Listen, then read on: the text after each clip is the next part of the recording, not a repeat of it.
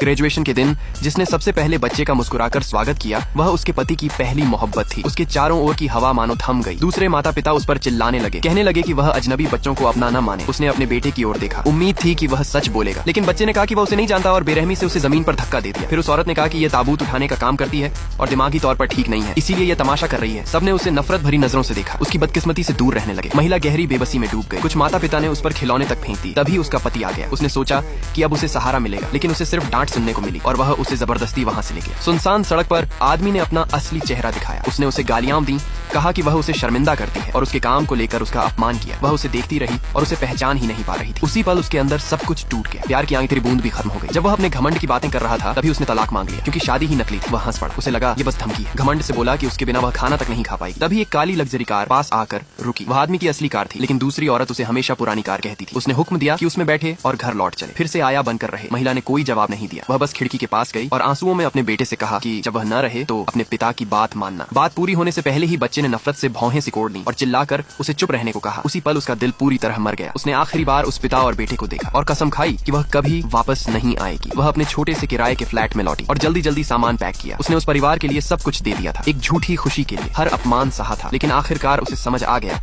कि सब कुछ एक पूरी की पूरी ठगी थी। अगर ये कहानी दिल तोड़ गई तो चैनल को सब्सक्राइब करो और कमेंट में लिखो धोखा, क्योंकि आगे अब सिर्फ इंसाफ बचेगा।